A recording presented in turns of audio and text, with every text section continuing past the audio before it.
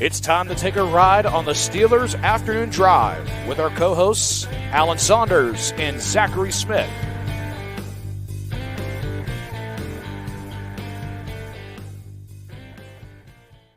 Welcome into another episode of Steelers Afternoon Drive. I'm Zachary Smith. That is Alan Saunders. Alan, we got a guest again. After a couple episodes, just us two, somebody's riding shotgun again with us. It's great. It's good. It's good. I don't and for a little bit of this period, I was all alone, so that was really scary. So there's strength in numbers. True. The strength of the pack is the pack, as Mike Tomlin would say. Really glad to have Derrik Klassen at QB Class, which is an elite Twitter handle, I would say. Derrik is one of the football analysts that I respect and admire the most. I think he does great work. We got to meet up through a mutual friend at the Combine last year. Are you going to be at the Combine again this year? We'll probably be hooking up again in a week or so. And but really glad to have you on to talk about, well, the quarterbacks, because that's your thing. And that seems to be the thing that the Steelers fans want to talk about anyway. So it's great synergy. Yeah, thanks for having me on, guys. I really appreciate it. And yes, I will be at the Combine this year. So it'll be nice to chat again. Yeah, that'll be great.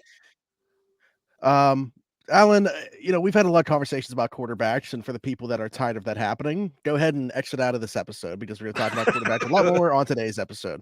If you couldn't already tell, again, with the handle being QB Class, when I saw that was his handle, perfect. Love it. Actually, we're going to take a step back though and talk about Mason Rudolph, maybe a quarterback that we haven't talked a ton about on every, the conversation with the Steelers is Kenny Pickett or an outside candidate of Justin Fields, and we can get into that stuff as well. But Mason Rudolph, who is set to hit unrestricted free agency, has definitely had his fair share of criticism happen in Pittsburgh, but that last stretch of games that he played last season to get the Steelers into the playoffs has certainly given him a subset of this fan base that would love to have him back, and not only have him back, but have him back as QB1. So, this is obviously a topic that I want to talk about, because what is the best path, not necessarily for the Steelers, but for Mason Rudolph into free agency? How should he be approaching this? What type of opportunity should he be looking for? Is it realistic to think he's going to be able to go somewhere else and compete for a starting spot? At least for me personally, I would not think it's very realistic for him to go be competing somewhere else. I mean, I think he played admirably for the situation that he was thrown into, but I just didn't see anything that would, maybe, to use a mean word, but like to trick other GMs into thinking that this is a quarterback one for them. I have a really hard time with that. Like, I don't even think this is as good as a player like, what Jacoby Brissett has done in certain stretches when he's been a spot starter. I don't even think this was that good or even close to that good. So I would be shocked if Mason Rudolph, looked elsewhere and found a quasi quarterback one, job that he could go compete for. I think his best course of action is to probably stay in Pittsburgh. He's familiar with everyone here. And if he doesn't think that he's going to go get a quarterback one type of job, or at least a shot at one elsewhere, it probably just makes more sense to kind of stay where you're familiar and all that sort of stuff. So again, I thought he played admirably, probably the best he's ever played as a Steeler this past year, but again, not anything where I'm lining up to go pay him and see if there's something there. I wonder if he would prefer a job where he knows he's going to be the backup, but it's maybe a job with some stability. I don't know. I just think that it's pretty clear the Steelers coaching staff, he was there, pull handle in case of emergency quarterback. They did everything they could to not play him, including let Mitch Trubisky lose 3 straight games before they went to him. I don't know, if he could get a really good backup job, I mean, I don't know that that's going to pay any differently. I kind of feel like Steelers fans have fallen in love with 3 games of fool's gold. I think they've been so downtrodden about the quarterback play that any sign of life was just hearts in the eyes. But, I see a lot more like Jake Browning in those 3 games of Mason Rudolph than I do, some guy that I think is poised to go be a starting quarterback, frankly, here or anywhere else. So I don't know, I don't know what the future lies for him, but I just have a hard time seeing the two sides here both agreeing yes, you coming back is the best thing for everyone. I think he should probably want to take a look around based on kind of the way he's been treated here. I don't think he's going to get a real opportunity to start somewhere. But if he goes to, a place like New England where there's probably going to be an unsettled situation, I think that could work out for him. I'm just really, and then this on the Steelers side of things, if they're only going to bring in one other quarterback besides Kenny Pickett, don't you think it needs to be someone that's better than Mason Rudolph? That is a great point. That is a great point. And also, I guess on Rudolph's side, it's like maybe you don't want to come back to probably be quarterback 3, because whether or not they, whatever they do to bring in competition for Kenny Pickett, I think they're going to bring in somebody else to some degree. But it's Pickett competing with somebody else, then Rudolph is just kind of stuck for 3rd again. I guess that probably doesn't feel very good for him either. So. Yeah, let's say that, the Steel, not even thinking about the Steelers' perspective, say that they want him back and they put an offer in his hands, but he also, like, looking around the league or in Pittsburgh is something that should be on his mind. The health of Kenny Pickett, we've seen him miss significant time, but also the poor performance, like those two things going hand in hand and saying, okay, like, even if Kenny does win this job from the get-go, they clearly want him to be the starter as an organization, if that is the mindset that he has. Would that be something that should be on his mind, is Kenny's health and also the poor performance that has gotten him benched before? Probably, right? Like I said, I don't think there's going to be anywhere where he's going in like to training camp thinking that he's going to be competing for a job, but his best spots are probably places where it's like, we don't really know what we're getting. Like even maybe somewhere like, I don't know, Tennessee could make sense. If like Will Levis is just an absolute train wreck 6 weeks in, maybe he gets a chance there, just something like that. So I do think that's probably his biggest consideration for wherever it is that he ends up. Alan, I can see him going to a place, maybe not the top 2 guys because they'll probably start right away, but like whoever drafts JJ McCarthy and whoever drafts Jaden Daniels is going to want someone to be like, one, just like a responsible older veteran guy in the room and just hey, like, what if this guy doesn't work out the way we thought he was? We're going to need a quarterback here. And not all those teams have like great options. Those teams that are drafting, like Atlanta, like I expect them to cut Taylor Heineke. They may have nobody in their quarterback room by the end of this. Somebody like Washington could be looking for someone like that. I think there's lots of fits for him. I'd be a little bit surprised if he ends up coming back to Pittsburgh. And the other part of this is I do think the Steelers, are probably going to draft a quarterback later, like day 3. I expect that the 3 quarterbacks will be someone that they sign or trade for, Kenny Pickett and a draft pick. And I do think it's kind of crazy to not aim higher than Mason Rudolph if you're only going to bring in one veteran guy for that role. We've talked a lot about a lot of the options out there. Ryan Tannehill, obviously with his connections to Arthur Smith, has been one that's been talked a lot. You today in your article for 33rd Team suggested Justin Fields. It's one that the fans are very excited about. I'm not sure it's as like perfect of a situation just based on the price tag. I like the player. How much do you think that comes into picture here? The price tag for him? You got to trade something to get him, right? So it's not like you're just signing a free agent. I don't know how much it's going to be. Probably maybe like 2 picks or a second round pick or something like that. But you've also got to pick up a $23 million option on 2025 before he ever plays it down in your scheme, which is, I think, a pretty significant, reason for pause in this deal. It is. What I would say is that compared to the other free agents, like there's none of the other free agent quarterbacks who are giving you like a long-term potential. Like if you go get Kirk Cousins, like you're getting like 2-3 years. If you go get Baker Mayfield, like, okay, yeah, he's younger, but like we know what Baker Mayfield is at this point. Jacoby Brissett, same thing. Like he's a bridge. Like all of these other guys, they're kind of just are what they are, and you might be able to get better quarterback play than you got a year ago, but like in the long term, this is not doing a whole lot for you. Justin Fields, maybe he never gets to his potential, and at this point, it's probably more likely that he doesn't than he does. But like this is a swing at a top 12 quarterback. It's a guy who you think if you can fix a couple of things and get him to mature a little bit, he can get into that range. So like that's kind of the premium that you're paying.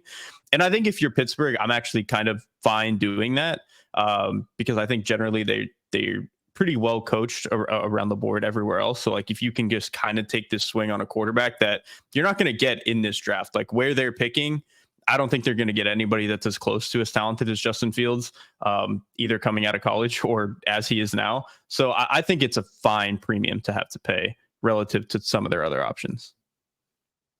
So Arthur Smith coming in as the offensive coordinator, does that make it in your mind an even better fit than it would have otherwise? Like, is Arthur Smith being the OC why the Pittsburgh Steelers are a better fit than these other teams around the league for Justin Fields?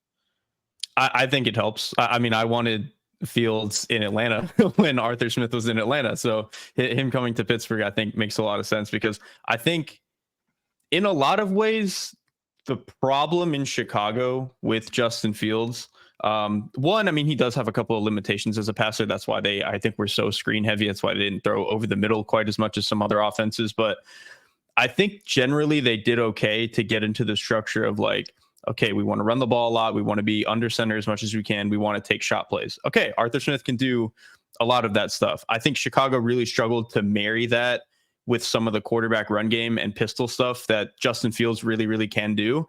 That's not an issue with Arthur Smith. Like we saw Arthur do it with Marcus Mariota 2 years ago. And then even last year, like some of it with Desmond Ridder, even though Ridder isn't quite that level of runner. So I think Arthur Smith can probably marry the two like Justin Fields worlds together better than I think ever happened in Chicago. I'm curious about the Atlanta thing, right? Because I mean, he passed on, well, I mean, it wasn't just him, right? But like the Atlanta front office, when he was head coach, passed on drafting Fields and took Kyle Pitts instead. I have to wonder, you know, who was driving that decision, and if it was Arthur Smith, why he didn't want him there, and if he'll have changed his mind about him in the intervening years.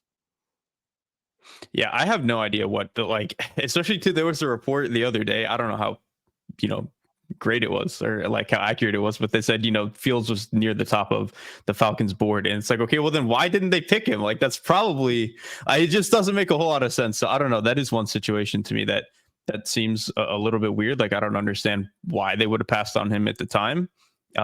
Maybe he just kind of thought he could get by with not having a superstar at quarterback. Not that Fields is a superstar, but theoretically at the time he could have been. So maybe now with everyone's situation being a little bit changed, he's a little bit more open to that idea of Fields. Well, I like the theory that you put out there because it fits with a theory that I've put together about the Steelers and where they're headed. And you can tell me it's dumb and doesn't make any sense, or maybe that I might be right, but it's just a bad idea, which certainly the Steelers are capable of having. I feel like the entire offensive coordinator search process that landed on Arthur Smith, after they had talked to guys like Cliff Kingsbury, Zach Robinson, Jared Johnson, really felt like to me that this was a hire that was sort of an admission that they're not going to get great quarterback play, at least right away. I mean, compared to those other guys, if I thought that there was a real good chance I was trading for Justin Fields this offseason, wouldn't I hire like someone who was more of a quarterback guru developer, someone that had, more closely worked with players like that in the past than Arthur Smith, where like Arthur Smith to me feels like the guy that you hire when you're resigned to having Kenny Pickett as your quarterback. No, like he won with Ryan Tannehill. He got Ryan Tannehill to the number 4 offense in the NFL. That feels like the guy you hire when you're just like, hey, we're not going to do it. Like we got to find a better way. I hadn't thought of that, but it kind of does track. Maybe that wasn't necessarily their thinking going in, but it was kind of like a baked in insurance plan for the Arthur Smith hire. It's like, we could still try to go get really good quarterback play or somebody who's interesting.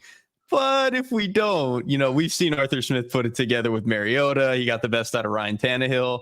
He got the last of whatever was left of Matt Ryan in 2021 or whatever that was. So I think that's kind of a good point. Like, again, I don't think they went in thinking they're not going to get good quarterback play, but it is a pretty nice fail-safe to have with Arthur Smith because we have seen him put together good offenses without elite quarterback play before.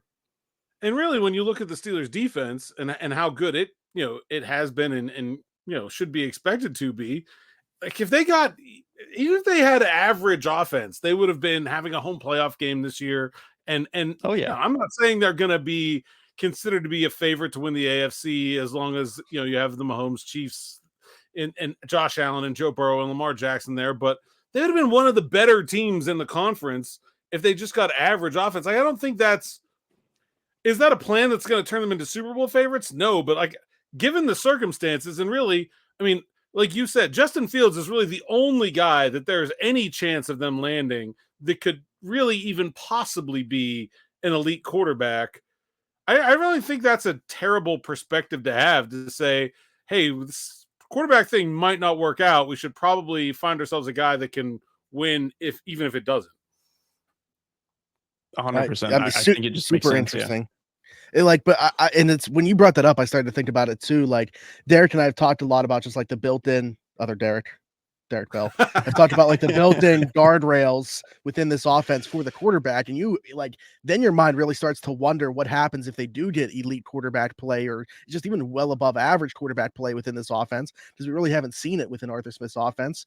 You're talking about obviously there's some limitations to it, not much of a drop back passing game, but when you think about Justin Fields and like the idea of the play action, all the boots, the QB runs, him turning around just handing the football off to Najee Harris and Jalen Warren 30 times a game, like yeah, I mean, it seems like it's almost an offense that could be catered to a guy like that. So Derek, my next question would be, and we want to talk about Pickett too, but my next question would be just based off, because I was reading your article right before we jumped on here. If not Justin Fields, who else within this bracket, whether it's a free agent or, I don't know if there's another guy via trade that you would think about or somebody else, would be somebody that you would think would be a good addition to the Steelers quarterback room? I mean, if they can get Kirk, I would be interested in that. I think Kirk is honestly better than people give him credit for, because I feel like the thing that happened with Kirk is 7 years ago, I think we all decided who he is, and we kind of just got locked into that. But he really has become a better quarterback, I think, since then. He's just seen a lot more. I think he handles pre-snap a lot better.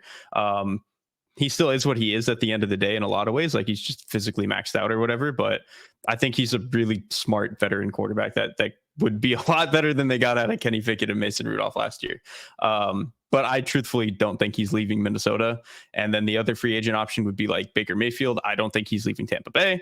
So realistically, you're kind of left with like Jacoby Brissett, who I actually think you can get like average to above average production out of. I think what he did in Cleveland 2 years ago was honestly really, really good. Like, and it would be kind of some similar stuff that like Stefanski was doing to what Arthur Smith is doing. Kind of that under center, heavier formations, run the ball, play action, all that sort of stuff. So I think it could be a decent fit. Like if that was their bridge to getting another guy, like if they sign Brissett, I would want to also draft somebody at some point, but that would be kind of probably their best play among the group. Alan, any thoughts on that? No, I like Jacoby Brissett a lot. I thought he was great in Cleveland. The other name that I think is interesting is Sam Darnold. I just think he's a guy that like has a very high floor, just in terms of like you kind of know that you're like if Pickett goes out there and is just a mess again, like he's a guy that you could turn to and would probably be pretty good. I thought he looked like maybe better than Brock Purdy when he played for San Francisco this year. Like, and look, there are 49ers fans out there that were saying, hey, this is pretty good. I don't know if that's a long-term thing, but I think he's an interesting guy. I really think that there's a big advantage if the Steelers are all in on Kenny Pickett, and that's where we're going to go next, to having the second guy have some familiarity with the offense already, so you don't have a coordinator teaching two guys at the same time a new offense. So I think that puts, for me, like Tannehill, Mariota, Taylor Heineke, if he gets cut to the front of the line, I think those guys will probably be really interesting for the Steelers. I do want to ask you about Kenny Pickett. It does feel like the Steelers are fairly committed to giving him another shot. It seems like when they decided to fire Matt Canada in the middle of last season, that they had come to the conclusion that of their offensive problems, which were many, Canada was the source of more of them than the quarterback was, right? They fired the coordinator before they ever benched their quarterback. And then Kenny Pickett played one pretty good game against the Cincinnati Bengals, got hurt, and we didn't see him again the rest of the year. So we really have one game sample to see like what Kenny Pickett looks like with not Matt Canada as quarterback. It sure seems like the Steelers are holding on to some hope that he will look better with not Matt Canada as this offensive coordinator with Arthur Smith in there. Is that realistic hope, or are they just kind of grasping at straws at this point with a guy going into his third year at, it's going to be 26, I think? So I think it is realistic to expect Kenny Pickett to be better than he was with Canada, because I don't think Matt Canada did that offense really any favors. I think especially like the way that they designed their drop back passing game was very like high school JV team. Like they just kind of ran the most basic day one stuff in the simplest ways, simplest formations, and that was kind of all they did. And when you're presenting that to NFL defenses, they're going to have a really easy time teeing off on you. So I do think Pickett could be better with a more inventive, creative, helpful play caller.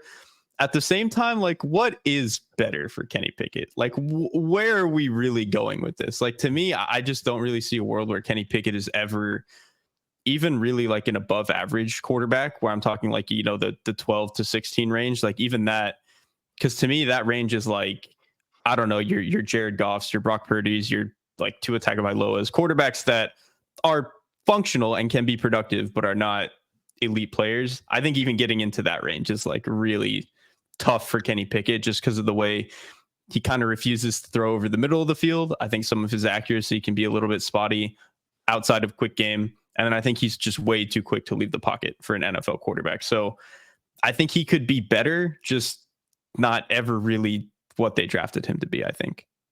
And I think that's honestly the really scary part about this for the Steelers is like, okay, let's say that Kenny Pickett gets like 20% better.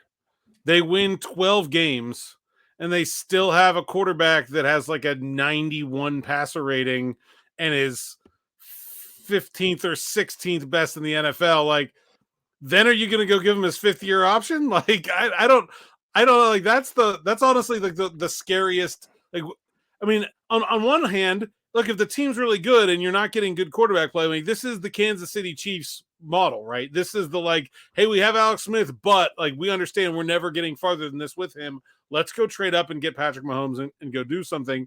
So maybe that's what they could do, but it also feels like it would be very tempting to kind of fall in love with mediocre at that point too. And I think that's probably the really scary option here. I think it's especially scary because, like, let's say you have a guy who came out of college who was 21 and they have a shaky, you know, first couple of years, but then by year 3, they kind of turn it on and then you end up having to pay them all that sort of stuff. When they're younger and you can kind of see the developmental track better than that, and maybe they're supremely talented, something like that, I get it. But with Kenny Pickett, like you guys said, like he's going to be 26 at or by the end of this season, which is pretty old for a guy who's only in his 3rd year. His birthday's in June, so it'll be before the season starts. He turns 26. Even worse. Yeah. And so you're gonna be kind of stuck on this guy who is probably maxed out in terms of the way that he plays. And then also physically he's maxed out. Like he's an above average NFL athlete and his arm is like fine, but he's not in the, you know, top 5 arm, top 5 athlete, anything like that, where you're willing to, you know, let this string out a little bit further to see how it can develop. So I just think he's in a really weird spot, like developmentally, where I would be so terrified to get stuck with wanting to pay him after year 3. Yeah. I guess the other option to that is that they really don't have a lot of hope that Kenny Pickett will be better. They've just looked at their team and looked at what it's going to cost to get Justin Fields, that he's really the only guy like that out there, and say, maybe this isn't the year. Maybe we just kick the can down the road. We work on the offensive line. We get the defense, you know, some help in the secondary, and we come back to this position a year from now. I am of two minds of this. I think the quarterback position is too important to really ignore. You have to at least be trying all the time. But I think that there is also like a Cleveland Browns factor, right? Where if you're like taking big swings at quarterback year after year after year, even if by the time you finally get one, the rest of your team is going to be so bad that it's not going to matter because you will have let the rest of it go to pot. Is it too soon for them to take another big swing at quarterback, or is like a little bit of patience here not the worst idea? I don't know. I don't know that there's a right or a wrong answer to that, but I'd like your opinion. I mean, I think this is a weird year for them to do it because they're obviously not going to get one of the top two guys in this draft between Caleb Williams and Drake May. They're probably not going to get Jaden Daniels because he's probably going to go 3 or 4 one way or another, whether it's a trade up, blah, blah, blah. So they would kind of be stuck with taking someone like JJ McCarthy, who to me I think is an interesting prospect, but is not going to fix anything year one in this offense. And then you get stuck with other older prospects like Pickett was in guys like Bo Nix and Michael Penix. And then even then it's like, that probably doesn't really make a whole lot of sense if they're trying to swing. We have Bo Nix at home. Right. You have Bo Nix at home. You found him next door. Like there's really no point in trying to do that again. So I actually wouldn't really blame them for kicking the can and then kind of just letting the season play out and seeing like if it completely blows up, then you're going to have a much higher pick and you're going to be able to take whoever next year. And if it doesn't completely blow up, then at least you have like another year of confirmation of like, okay, this is clearly not good enough. Now we need to go do something. Yeah. Real quick, out of curiosity, Derrik, where did you, if you fully remember, like how did you evaluate Kenny Pickett when he was coming out of college? I thought he was like a 3rd round pick. I didn't think physically he was up to standard of a 1st round pick. Like he is an above average athlete, but he's not someone you're going to actually use in the designed run game all that much. He's more of like a scrambler who can kind of go make plays, which I thought was valuable, but not like, oh my God, I need to draft this top 10. And then his arm, I think he could kind of get like miles per hour over the middle and he could throw it down the field. But I thought outside the numbers, he really had some issues outside of just like throwing a go ball, which I'm sorry, if everybody above the high school level should be able to do that. So that to me was not like a saving factor for him. And then my biggest issue with him was just, he was a guy who played a lot of football. He started for like 4 or 5 seasons. And to me, he was still a very incomplete processor. Like there were just times where he would be opening to one side of the field that didn't make sense based on alignment, or he would just like shortcut reads that didn't make any sense. Or he would turn down throws that should be open if he was able to anticipate them, but like he was a beat late and he just didn't want to throw it. Just all that sort of stuff. And I think we still see, especially the middle of the field stuff, popping up for him today, where he's just very hesitant to throw that area of the field. So I thought he could be like a functional backup, with some of his creativity. His arm was okay, but I just really struggled to see a guy who would ever be like a franchise quarterback. Mm-hmm. I think a lot of that sounds pretty correct. So,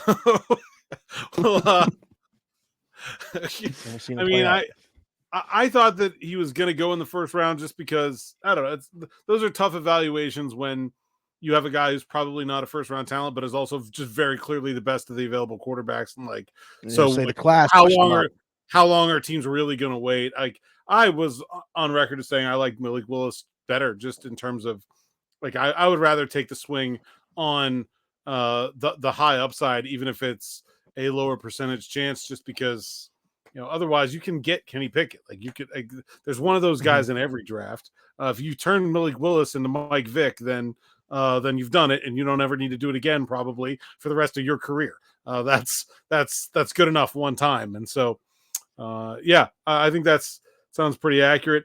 I think I do think that they're probably going to go with him again. I don't know that the Fields thing is going to work. I think there will probably be a team that will want to give more than them. I think they'll be afraid of I think they really will be afraid of the 5th-year option. They always operate tight to the cap. They like to re-sign their own guys. They don't have $20 million like laying around to like commit to maybe a quarterback. I think they would much rather draft a guy again if Kenny turns out to not be the answer. Yeah, I would agree. Derrik, I don't know if you're familiar, if Alan told you how the end of the show always I did not. works, this is going to be totally ad hoc, and that's my fault. But just want to talk about you and your journey a little bit, obviously, with what you do. You do the NFL draft stuff for Bleacher Report, the QB charting stuff that you do. You're with the 33rd team, obviously. We mentioned that. But like, how do we get to this point? How did you get to the point of getting into this line of work and just like your journey to where you are at now? I mean, kind of like by accident. So in high school, I think my sophomore year, I had played soccer for a while, but then my sophomore year, I quit. But I was like, I should probably be productive in some sense after school. So I just kind of started watching like draft prospects and stuff. And then I just, kind of started writing about it on my own. And then I just kind of started asking people like, hey, can I publish here, for free, blah, blah, blah. And it kind of just went from there. And then like a year after that, I realized people would start giving me money to do it. And then a couple years after that, I realized they'd give me more money to do it. And I was like, okay, I guess I will just keep watching football and writing words about it. And so it was kind of just something I stumbled into because I just needed something to fill my free time in high school. That's awesome. That sounds very similar to the way I ended up here, which is just great. It was totally by accident as well. And I love that that is the path for so many of us, because it seems like that's like, you would think that like, oh my God, I'd never heard of that happening to anyone. And yeah, like I meet people all the time. Right. That's how I enjoy That's it. half this business. Yeah, it's really yeah, don't the Columbia Journalism School is really not the way you get to writing about the NFL draft. You just go do it and you figure it out. And people, if you're good at it, people will find you. Derek is one of the very best at it. Really awesome to have you on. Good to catch up with you in Mobile. I'll see you again in Indy. Yeah, I appreciate it, guys. Thank you so much. Well, tell everybody where they can find all your work. You write everywhere, so I don't want to miss anything. Yeah, you can find me on Twitter at QBClass with a K. I do my quarterback charting stuff over at Reception Perception, which is Matt Harmon's thing. I actually just started rolling out some of the profiles. Caleb Williams is up on the site right now. My other draft stuff is over at Bleacher Report, and then my NFL stuff that I was doing during the season over at the 33rd team. There we go. Good stuff, man. Alan? Really appreciate you having us. I'm Alan Saunders, @Saunders_PGH. PGH Steelers Now, SteelersNow.com. That's it. Got a good story on Amarius Mims. I talked to ESPN's Matt Miller about him, and he is a very interesting prospect. Could be good for the Steelers at number 20. Started 8 games in college. Going to have a lot of work to do to convince people at the combine that that's not insane, that they should use a first-round pick on him. And I don't think it is. He's very good. Would be cool to put him back with Broderick Jones in Pittsburgh. So go check that out.